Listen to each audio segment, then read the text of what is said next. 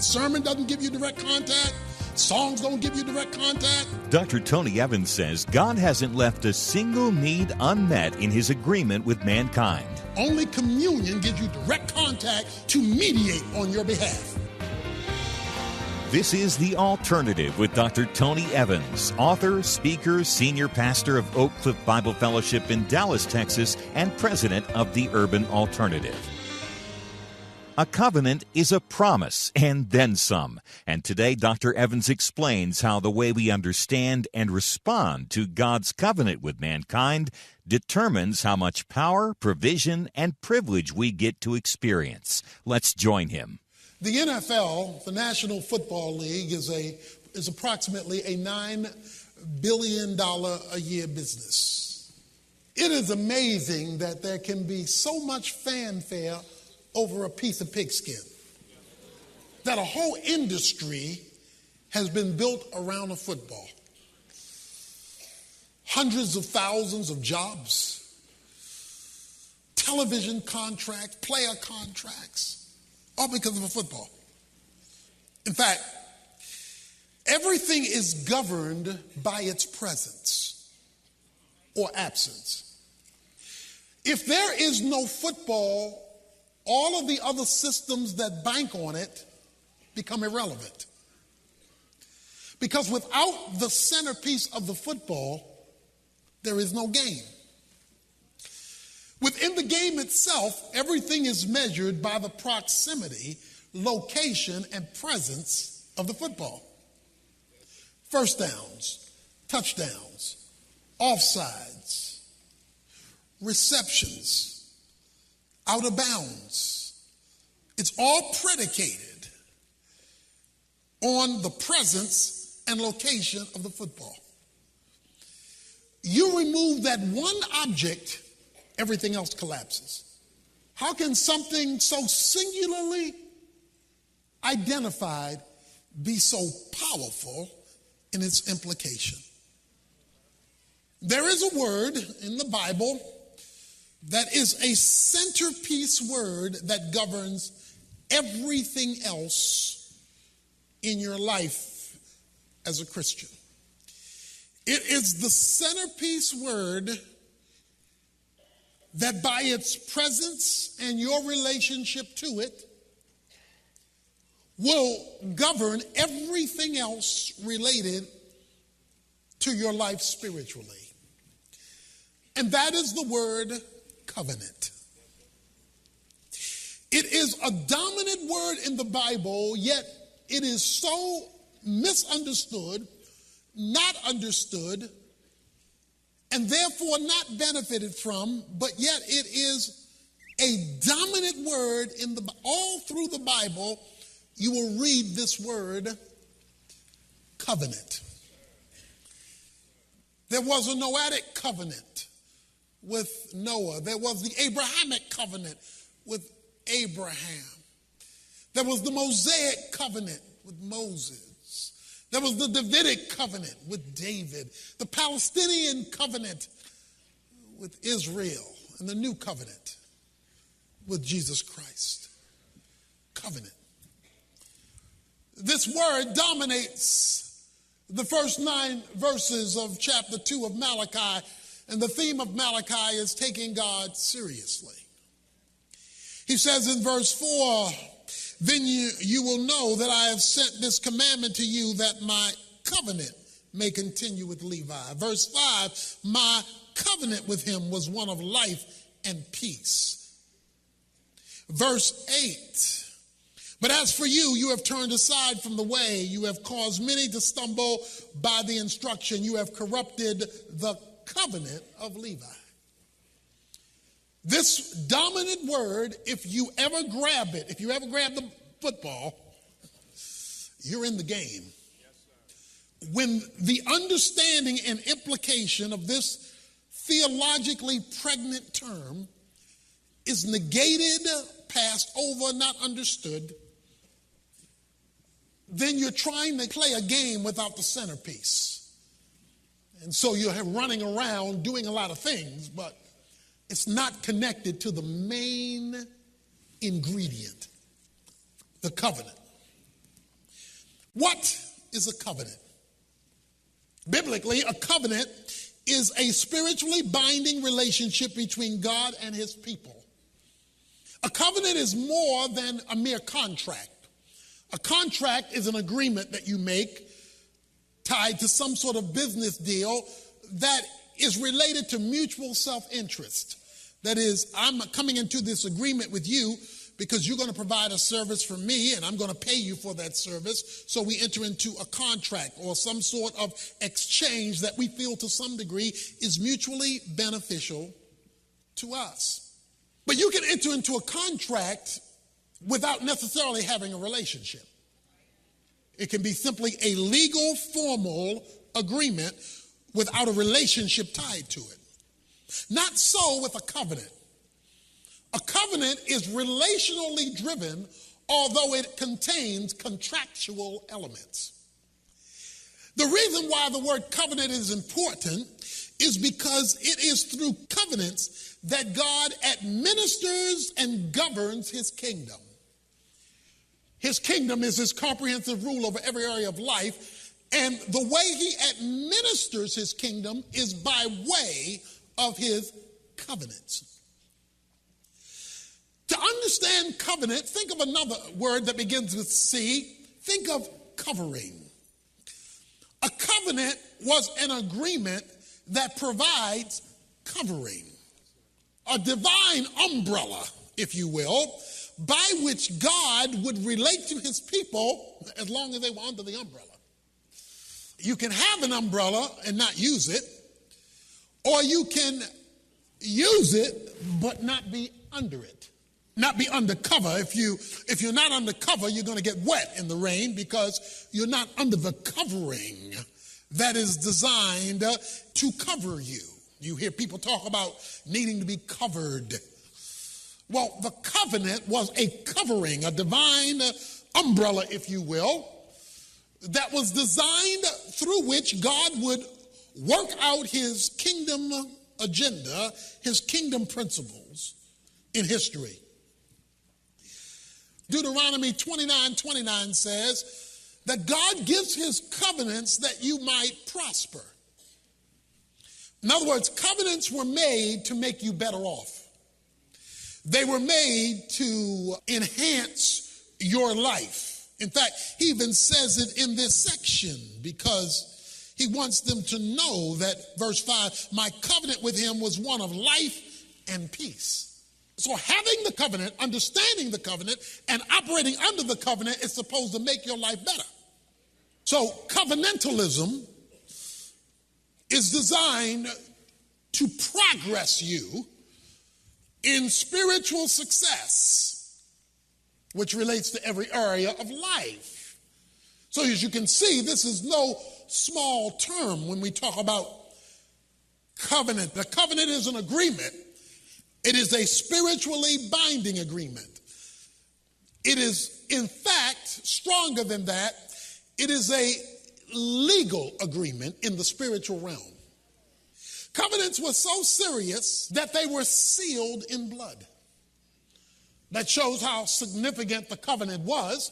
So a whole sacrificial system was set in motion through the slaying of animals for the sealing or establishing the legal connection of the covenant.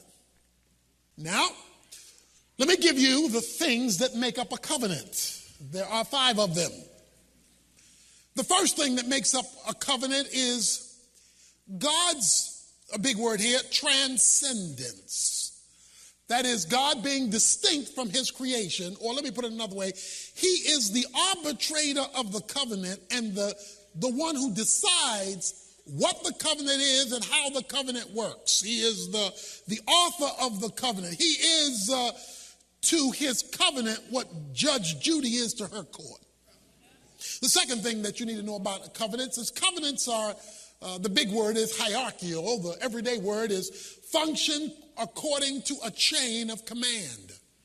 All covenants have order to them. They have a chain.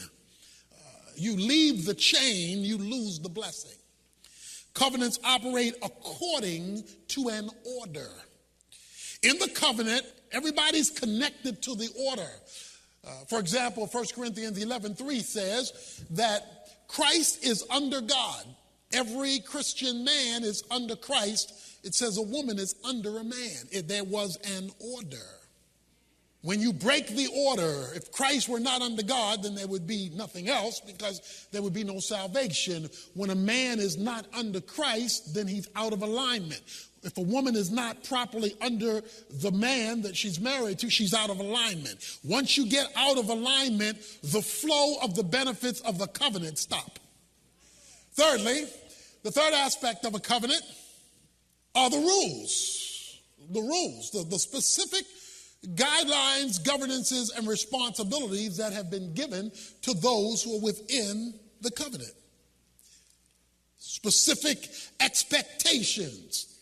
So the covenant is not a general. And in football, you have the game, football, but then you have regulations that govern how the game operates. Those are specific guidelines that govern. Fourthly, you have sanctions, what are called sanctions. Sanctions are the benefits or the loss of benefits that accrue to you based on your adherence to the guidelines. So you get blessings and curses. He talks about that in verse 2. He says, then I will send the curse upon you and I will curse your blessing. And indeed, I have cursed them already because you're not taking it to heart. There's another element of a covenant that can either work for our good or not. Dr. Evans will be back to tell us about that in just a moment. First, though, what you're hearing today is part of Tony's brand new series, Taking God Seriously. It focuses on the book of Malachi and his message to the people of Israel about why they weren't experiencing God's presence and power. We often see those symptoms in our own lives, and this series will help you address them by making God a higher priority and moving in the direction He wants us to go.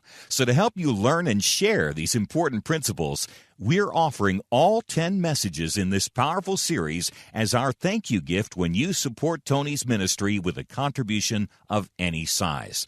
It's a small way that we can express our appreciation for your donation that makes it possible for us to send the message of the alternative nationwide. But we can only make this special offer available for a few days, so don't wait another minute to request your copy. Details on Taking God Seriously are available online at tonyevans.org or by calling our Resource Center at 1-800-800-3222. Team members are standing by day and night to help you. Again, that's 1-800-800-3222. Right now, here's Dr. Evans with more of today's message. Finally, a covenant involved an inheritance. That is long-term repercussions. Jesus, the Bible would often say things would happen to the third and fourth generation. In other words, covenants have generational repercussions. That's why we don't just pass on to our children our looks. We pass on to our children our problems. You wind up seeing this son do the same thing his daddy did. Because within the covenant, there are repercussions generationally. Because this is this agreement about how God would operate in history tied to the concept of covenant. In Malachi chapter 2, God is concerned that they are not taking his covenant seriously, that they're not abiding by it, that they're not living under it, that they're not even teaching it. He says, verse 8, but as for you, you have turned aside from the way, you have caused many to stumble by the instruction, you have corrupted the covenant of Levi. I have also made you despised and abased before all the people, just as you are not keeping my ways, that is the guidelines of the covenant, but are showing partiality in instruction. You talk about the parts of the covenant you like. You skip the other parts. Covenantalism is a very serious thing because it is the means by which God would manage and administer his kingdom, and based on your positioning in the covenant, would bring blessings and curses, would bring great benefit or great problems. Now, the Bible basically is divided by these two covenants, the Old Testament, which means covenant, and the New Testament, which means covenant. So there is this Old Covenant and there is this New Covenant. In the Old Testament, the Old Covenant was the covenant that dominated the Old Testament, was the covenant of Moses, under which Levi came, this covenant of the way God would work with Israel. He pronounced in chapter 27 of Deuteronomy and chapter 28 of Deuteronomy, he pronounced this arrangement of blessings and curses that would come based on their alignment to the covenant. That was the Old Testament, the Old Covenant. You and I are under a covenant today, but not the Mosaic covenant, because that's the Old Covenant, the Old Testament. We are under a new covenant. Turn to Hebrews chapter 7. The book of Hebrews was written to Jews primarily who were still attached to the old system. They were New Testament Christians attached to the Old Testament covenant. They had gotten saved, but they were still trying to operate under the law of Moses. See, they were still, you would hear them talk about, I keep the 10 Commandments. The 10 Commandments are great, but they're under the old covenant. But please notice what he says in verse 22 of Hebrews chapter 7. So much the more also Jesus has become the guarantee of a better covenant. Whatever this new covenant is better than the other one. The other one had a lot of benefits to it, but he says with Jesus Christ comes a better arrangement, a better agreement, a better covenant. So whatever this covenant is, it's better than the one you had. He's telling these Jewish Christians who were still trying to attach to the old. In the NFL, you get a contract.